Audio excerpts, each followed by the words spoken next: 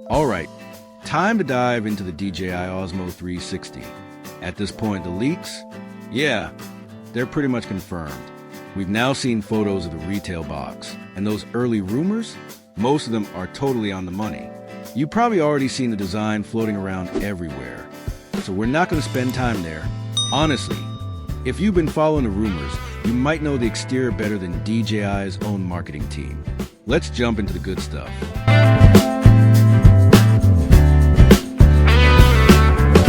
Let's start with the headline feature, the 1-inch sensor. And yes, it's real. This has been teased for a while, and now it's officially confirmed. That's a huge step forward for a 360 camera, much larger than what's offered in most consumer 360 models. While some creators may still gravitate toward the X5 for its swappable lenses, there's no indication that the Osmo 360 will offer something similar. But DJI clearly isn't trying to copy. They're aiming to lead.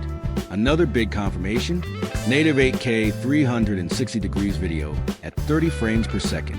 No fancy upscaling tricks here. It's pure, high-resolution capture that promises insanely crisp, detailed footage. But DJI isn't stopping there. There's 4K at 120 frames per second with a 170 degrees field of view, confirming the rumored single-lens ultra-wide shooting mode.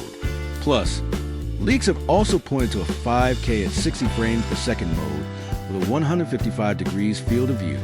And for color grading enthusiasts, 10-bit D-Log-M support is officially on board. That's going to open up way more flexibility for post-production workflows. Still not impressed? How about this? 120 megapixel 360 degrees still photos. That's a giant leap forward in resolution. For comparison, the Insta360 X5 tops out at 72 megapixels. DJI is clearly going all in on visual quality. On the recording side, the box indicates you can get up to 100 minutes of 8K recording at 30 frames per second. That suggests DJI's really nailed down thermal management and battery efficiency, especially since the battery capacity is rumored to be just 1850 milliamp hours. There's also talk of a battery extension bar boosting runtime up to 180 minutes, although that accessory hasn't been officially shown yet. It's expected to be offered separately. On the audio side, Osmo mic support is confirmed. That points to future modular audio options. Another prediction from the leaks that now seems spot on. And yes, the magnetic quick-release mount is very real. The rugged cage style design we saw in early product images, that's exactly what you're getting. However, there's no clear sign of the speculated dual-lens split-view mode, so that might have just been wishful thinking.